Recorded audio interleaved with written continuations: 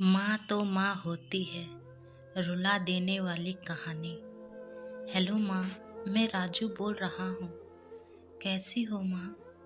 मैं ठीक हूँ बेटे। ये बताओ, तुम और बहू दोनों कैसे हो? हम दोनों ठीक हैं माँ। आपकी बहुत याद आती है। अच्छा सुनो माँ, मैं अगले महीने इंडिया आ रहा हूँ तुम्हें लेने। क्या? हाँ माँ, हम सब अब साथ में ही रहेंगे। नीतू कह रही थी माँ जी को अमेरिका ले आओ, वहाँ अकेली बहुत परेशान हो रही होगी। हेलो, सुन रही हो माँ? हाँ हाँ बेटे। बूढ़ी आंखों से खुशी का अश्रुधारा बह निकली। बेटे और बहू का प्यार नस नस में दौड़ने लगा। जीवन के 70 साल गुजार चुके सावित्री ने जल्दी से अपने पल्लू से आंसू पोंछे और बेटे से बात करने लगी।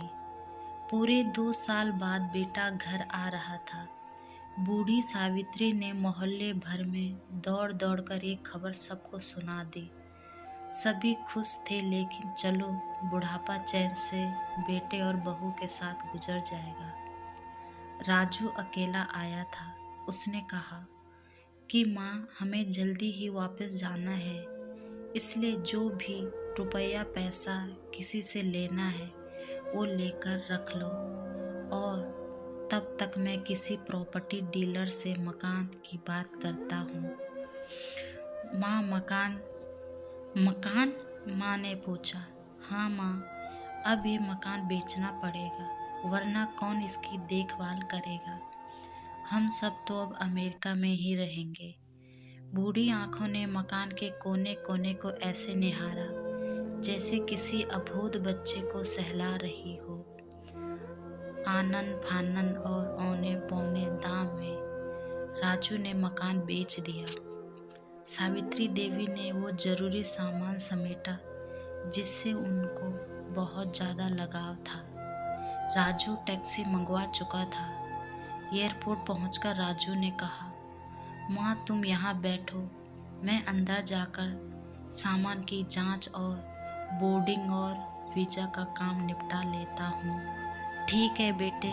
सावित्री देवी वहीं पास के बेंच पर बैठ गई। काफ़ी समय बीत चुका था। बाहर बैठी सावित्री देवी बार बार उस दरवाजे की तरफ देख रही थी जिसमें राजू गया था, लेकिन अभी तक बाहर नहीं आया। शायद अंदर बहुत भीड़ होगी, सोचकर बूढ़ी आंखें फिर से टकटकी लगाए देखने लगती। अंधेरा हो चुका था। एयरपोर्ट के बाहर घमाघमी कम हो चुकी थी। माँ जी, किससे मिलना है? एक कर्मचारी ने वृद्धा से पूछा।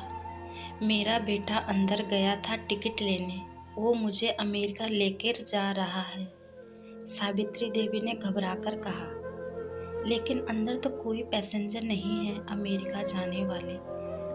फ्लाइट तो दोपहर में ही चली गई है। क्या नाम था आपके बेटे का?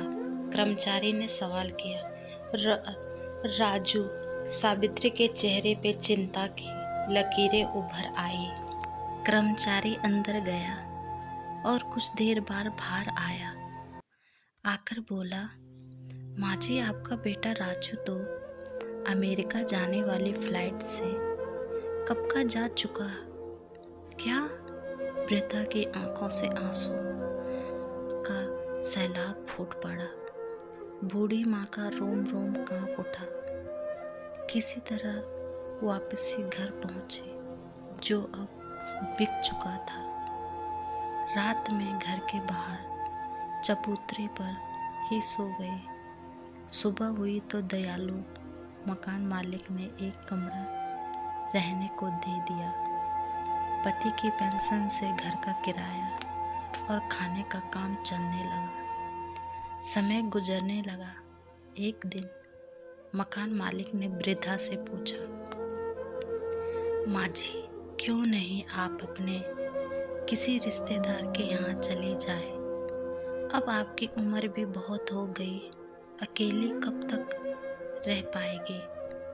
हाँ चली तो जाऊं, लेकिन कल को मेरा बेटा आया तो यहाँ फिर कौन उसका ख्याल रखेगा। इतना सुनते ही मकान मालिक के आंखों से आंसू आने लग गए। दोस्तों, सबसे विनती है कि जिस माँ ने हमें 9 महीने तक अपनी कोख में रखा, पाल पोस कर इस काबिल बनाया, उस माँ की हमें कभी भी ऐसी दुर्दशा नहीं करनी चाहिए। माँ बाप तो ईश्वर का रूप होते हैं और अपने ईश्वर को कभी हमें निराश नहीं करना चाहिए। शिक्षा, माँ तो माँ होती है।